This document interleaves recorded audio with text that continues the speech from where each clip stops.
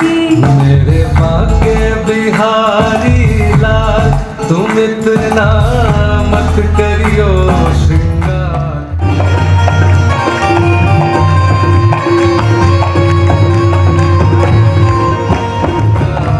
नजर लग जाएगी, नजर लग जाएगी।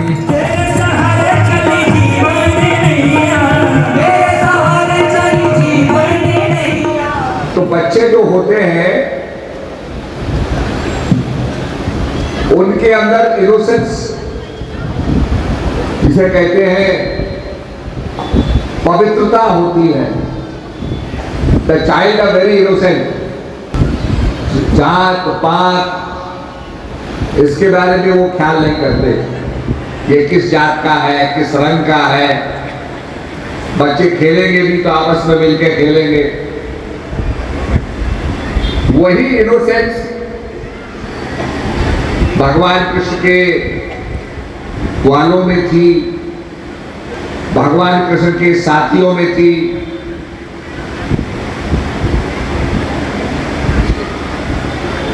और भगवान ने कहा यदा यदा ही धर्मस्य ग्लानिर्भवति भारता, जब जब धर्म की हानि होगी, whenever there will be decline in righteousness। ठीक करो आवाज, अभी तो बहुत अच्छी थी आवाज, हम कम करने को कर रहे थे, अब इतनी कम हो गई। ठीक करो आवाज जरा।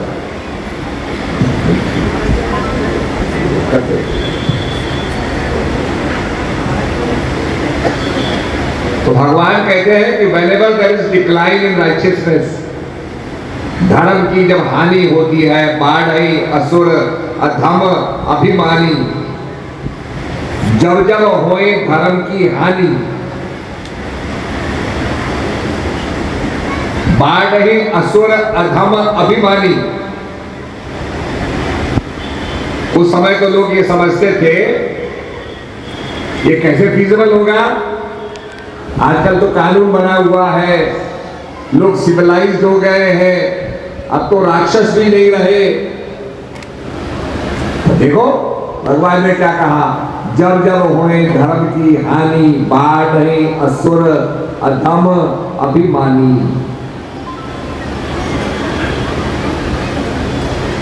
नाना प्रकार से आतंकवादी,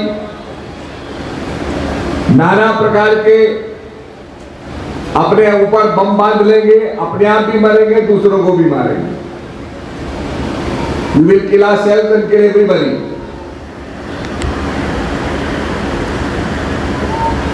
कुछ अभिमानी है,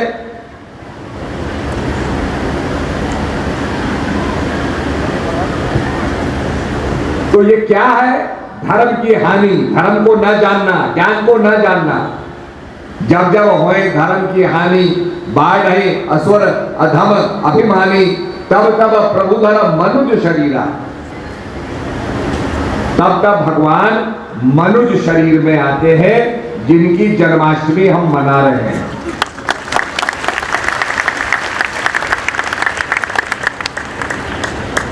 अभी अभी हमारा चंद्रयान चंद्रमा में लैंड किया। भारतवर्ष के लिए बड़े गौरव की बात है, क्योंकि भारतवर्ष को यह माना जाता था कि शायद ये इस काम को नहीं कर पाएंगे, पर हमारे वैज्ञानिकों ने उसको संभव किया। चंद्रयान 2 नहीं पहुंच सका और चंद्रयान 3 की सॉफ्ट लैंडिंग के लिए वो लगाता रहा चक्कर, सीधे नहीं गया। उसकी स्पीड को उन्होंने कंट्रोल किया और सॉफ्ट लैंडिंग करके दुनिया के अंदर ऐसे भूभाग में, जिसे साउथ पोल ऑफ मून कहते हैं, जहां रोशनी नहीं जगाई अभी तक, जहां और किसी देश के यान नहीं उतरे, वहां पर भारत का झंडा गाड़ दिया।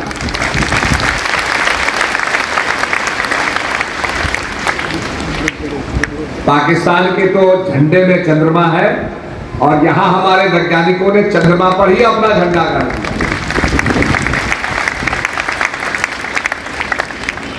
अब कई सूचना मिल रही है ज्ञान का विस्तार हो रहा है, वहां पर बर्फ जमी हुई है, पानी मिलेगा, पानी मिलेगा तो ईंधन मिलेगा, पानी में हाइड्रोजन मिलेगी, पानी में ऑक्सीजन मिलेगा, उसके सेपरेशन करने से हम ईंधन बनाएंगे, आदमी भी जी सकता है, उसको हम कॉलोनाइज कर सकते हैं।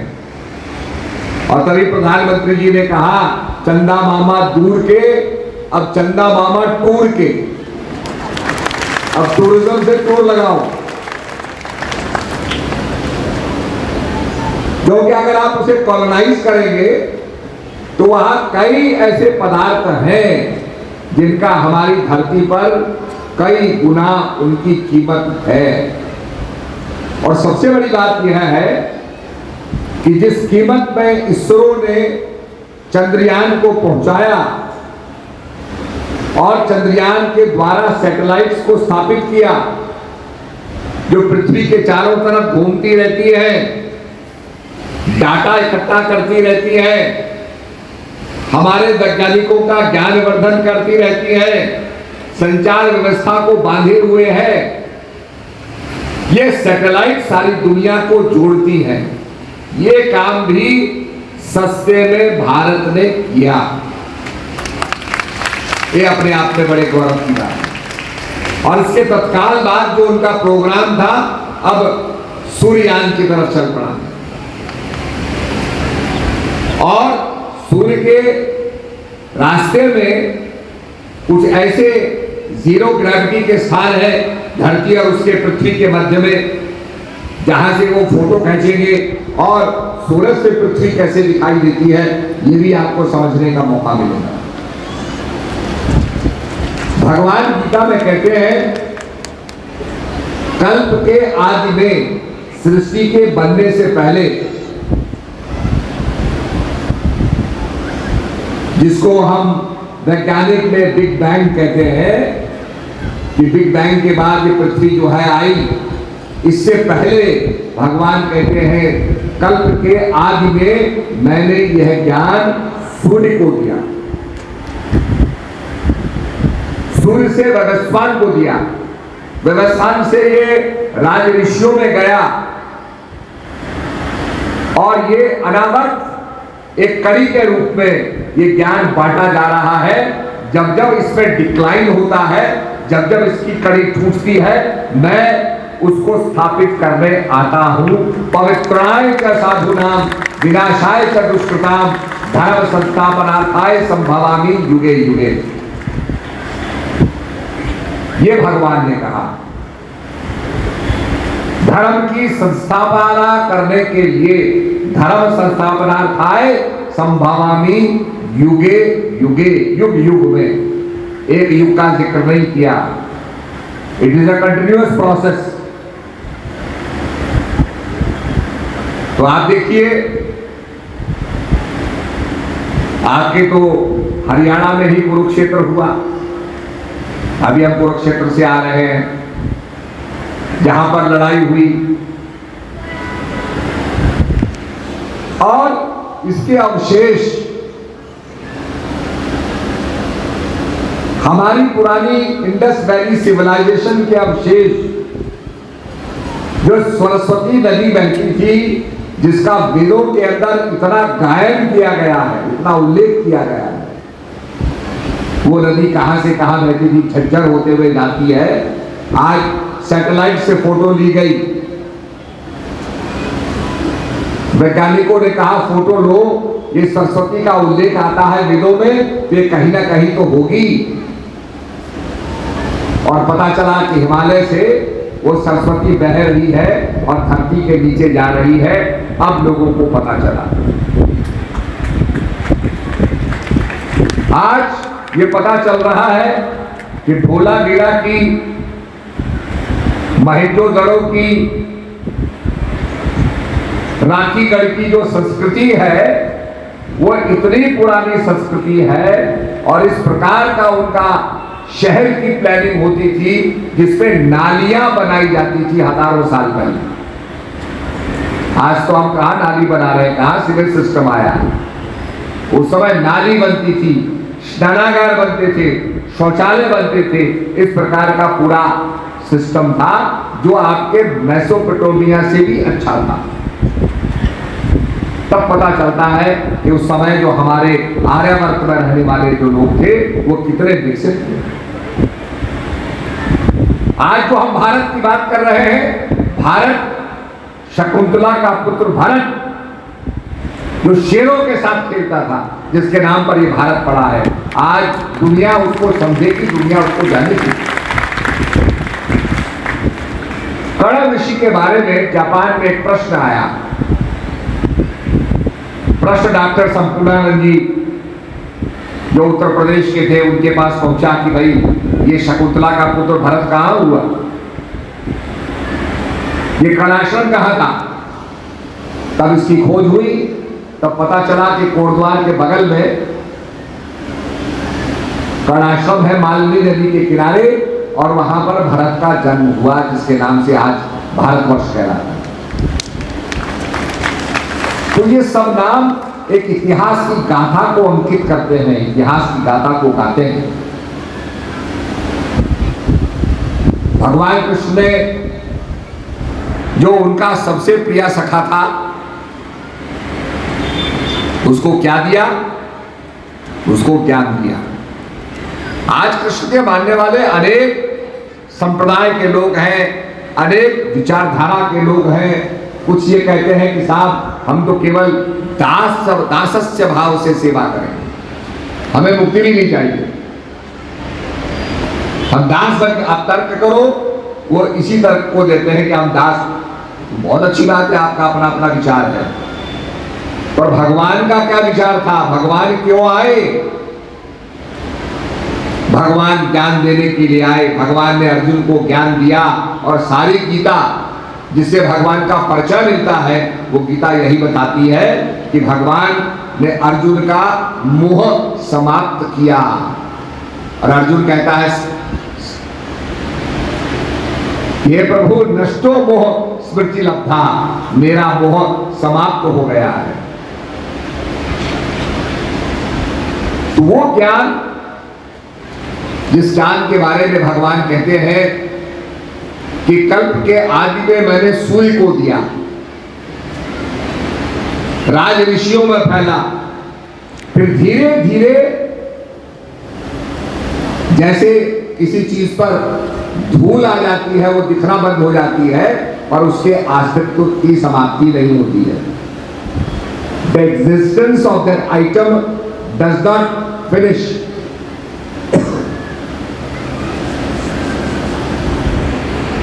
तो भगवान कहते हैं जैसी मट्टी हटेगी वो चीज दिखने लग जाएगी। ठीक करो आवाज चला कर रहा है, तो आवाज तेज करो तो समझ में आएगा।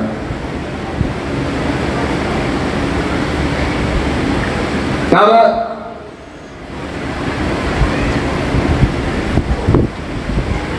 भगवान ने अर्जुन को ज्ञान दिया और उसका अंधकार दूर किया, नहीं तो वो तो मोहित हो गया था। और भगवान से कहता है प्रभु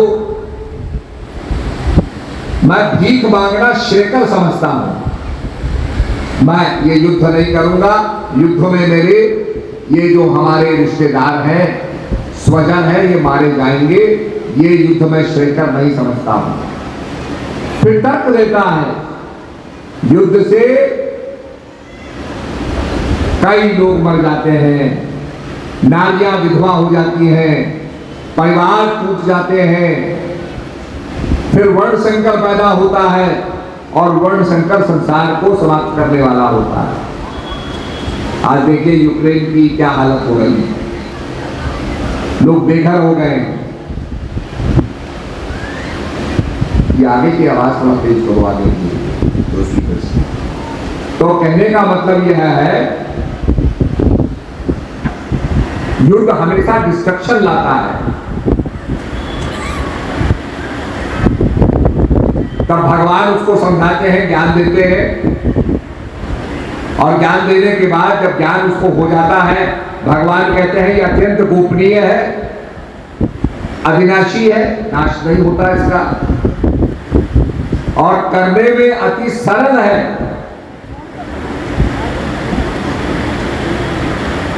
most easy thing to do.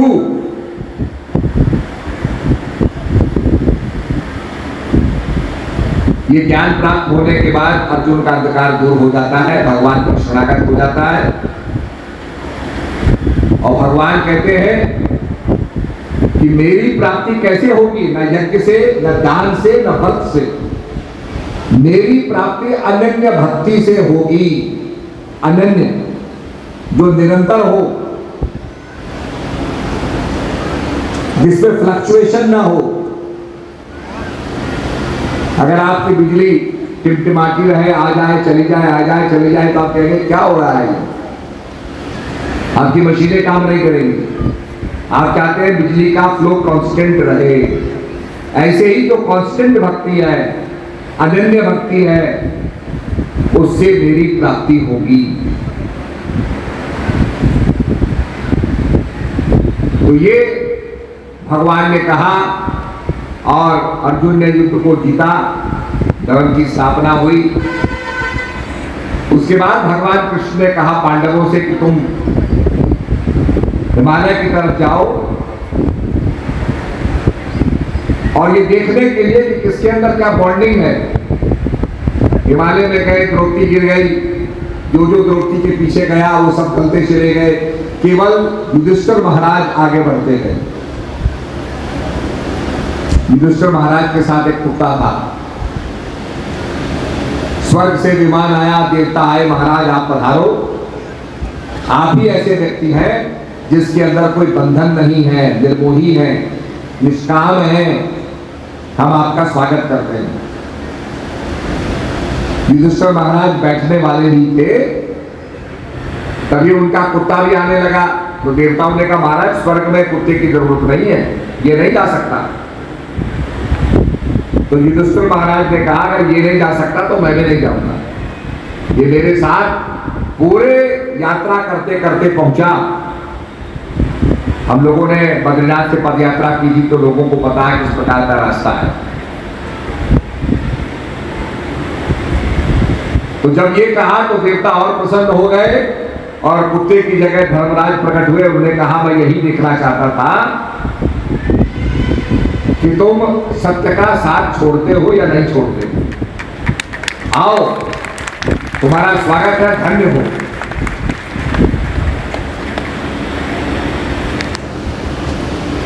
तो कहने का अभिप्राय यह है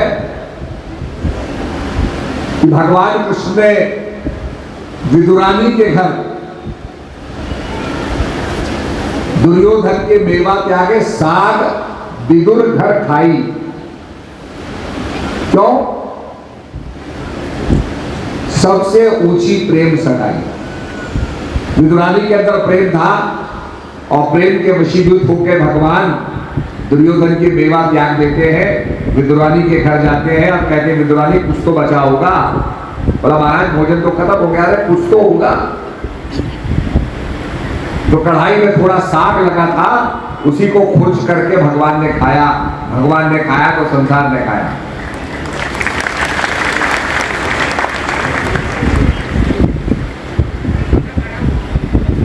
एक संत का उल्लेख आता है कि संत रास रचाते थे और कहते थे मेरे रास में श्री कृष्ण और राधा पधारते हैं। ज्ञानेश्वर महाराज ने बहुत समझाया, सत्संग सुनाया। उन्होंने कहा नहीं, आप देखो मेरे रास में भगवान पधारते हैं। उन्होंने कहा ठीक है, अगर ऐसी बात है तो हमें दिखाओ। तो रास होने लगा। रास में वो संत नाचने लगे और नाचते नाचते उन्होंने कहा मैंने कृष्ण का हाथ पकड़ लिया। हाथ पकड़ लिया, लोगों ने कहा पकड़ के रखना। जब वहां रोशनी की तो क्या देखते हैं कि उस संत ने अपना ही हाथ पकड़ा था। तो अपन को आप ही में पायो, शब्द ही शब्द भयो उजियारो, सतगुरु भेद बतायो, अपन को आप ही में पायो। अपने आप को अपने अंदर पाओ।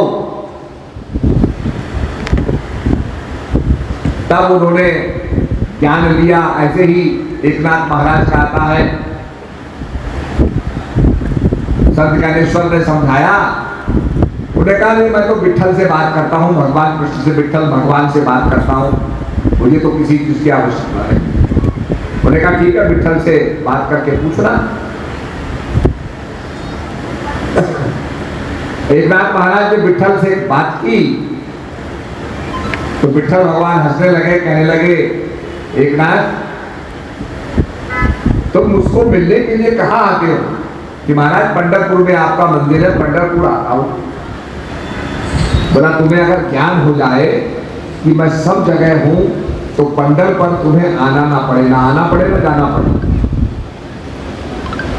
और ये तभी संभव है जब तुम्हें ज्ञान मिलेगा।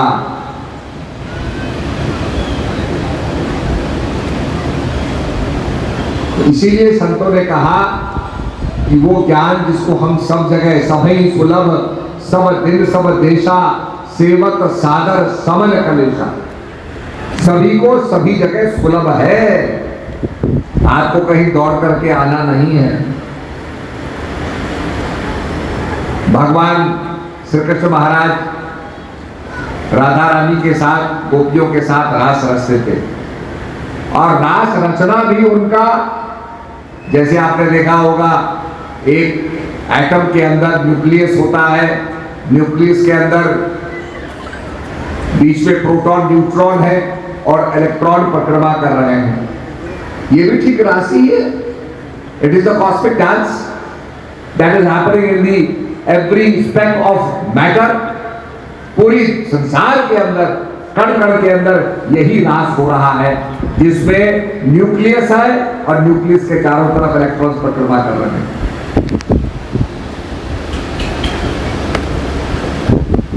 इसीलिए वैज्ञानिकों ने जब इस चीज का अनुसंधान किया और भगवान शिव का नटराज देखा तो उन्होंने कहा कि लॉर्ड शिवा का जो नटराज है ये क्या है? Energy equals to mass into velocity of light squared. ये एनर्जी मास इक्वेशन है और विज्ञान कहता है, एनर्जी मास इक्वेशन कहता है कि एनर्जी का, energy is nether created nor it is destroyed. शक्ति का जन्म नहीं होता, शक्ति का मरण नहीं होता, इट इज नॉट डिस्ट्रॉयड। जिसको हमारे शास्त्रों में दूसरे ढंग से कहा गया, नैनम चिंतन की शास्त्राणी नैनम दहति पावका न चैनम क्लैदय पितापो न शोषति मारुतो। ये अर्जुन, ये आत्मा अजर अमर और अविनाशी है।